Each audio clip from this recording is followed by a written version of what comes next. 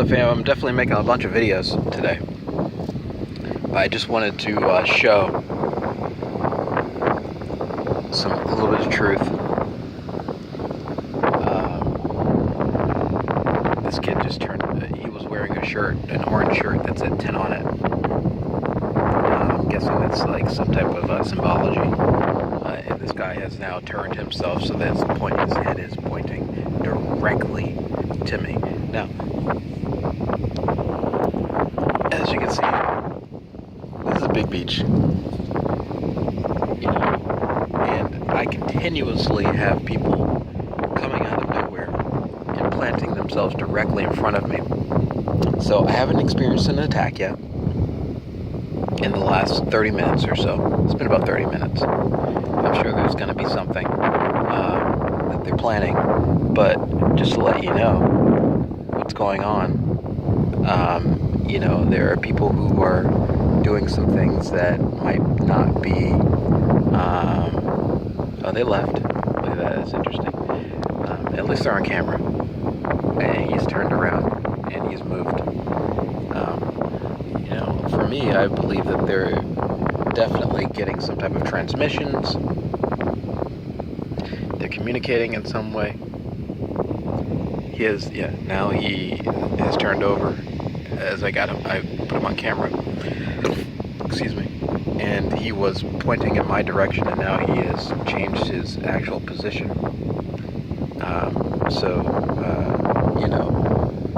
And they have as well, as you can see. And they pieced out. Right before I was doing the video, the kid had a orange shirt on that said 10. I've seen that a lot. And for me, it might be a random event, or it might be something significant with these people. It could be significant or anything.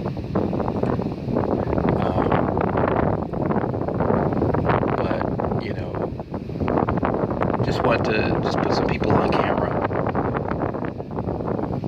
because I will film the agents, because if they start attacking or stealing, at least one day I might be able to look back and say, okay, I remember this moment, or someone who might be in my place can say, okay, so we know who these people are and where they're connected and what they're up to.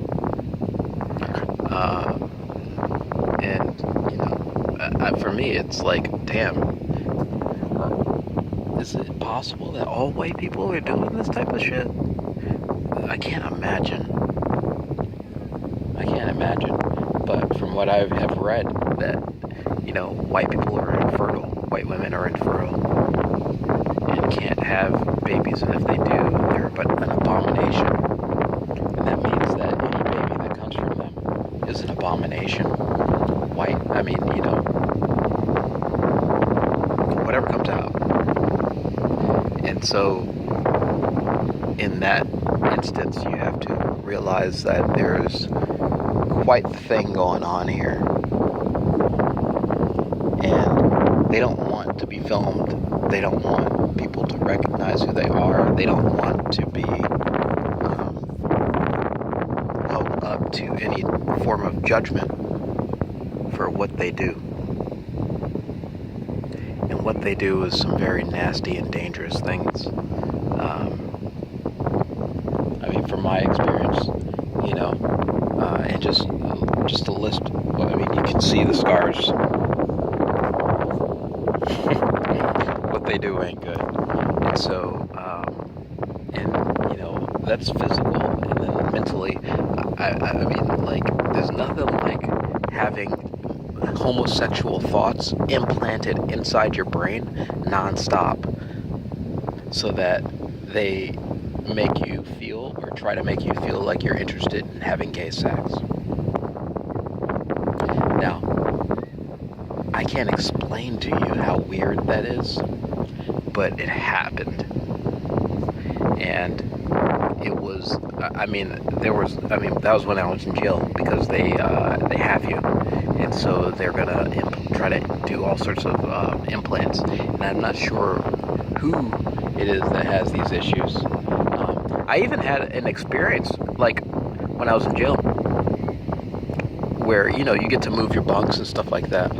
And so I had an experience where I wanted to, I ended up being bunked underneath one of these bio people who have, like, a parasite inside their ass. And so when I was sleeping, I regularly felt something piercing my legs or my anus and implanting images, definitely stealing energy, stealing, soul energy, and doing all sorts of nasty stuff.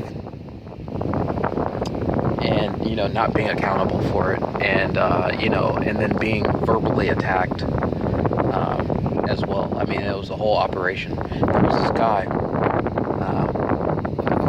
his name was Little Nigga. I'm not lying. He was this, this black guy about 5'7", probably in his late 40s or 50s, with a semi-bald head, who seemed to be running things, in that cell. And he was, these experiences, you have to be there to really believe them, but just telling you is probably, it's one version of the story. It's hard to explain everything. But his name was Little Nigga, and,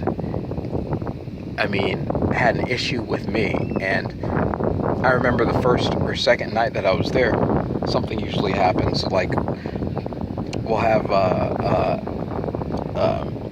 some type of communication on the astral plane. And so we had one, all of us. And it was a good experience from what I had. But, when you realize it's all manipulation, you can't really say it's good, because they're using computers, they're using technology, and it's negative entities who are manipulating you, so it's not really that good, but they make it so that it's good. One of the things that they do is they unlock you. They help to, what they do is unlock your potential, and so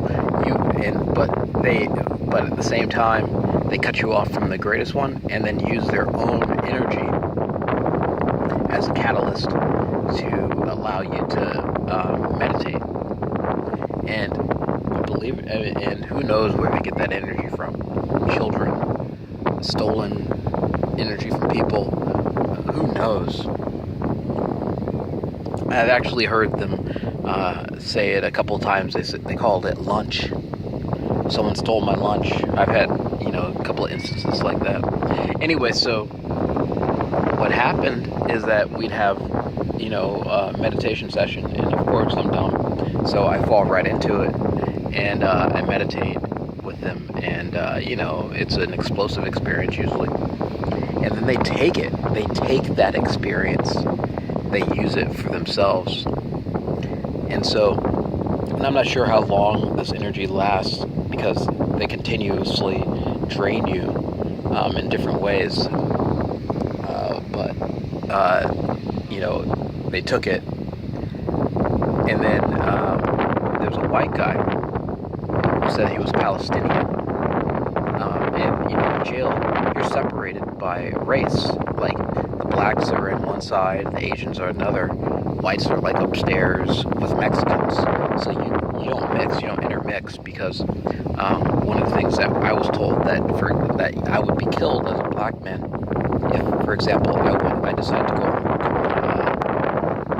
in the kitchen, and the kitchen is only white people and Mexicans and Asians, but black people get killed. So we are not allowed to enjoy, even in prison, even in jail, you're not allowed to eat well. You're not allowed to partake in extra vegetables, extra fruit, extra anything, which the people who work inside the kitchen regularly enjoy. You couldn't enjoy a vegetarian experience because the excuse is that you'll be killed. So they set that up as well.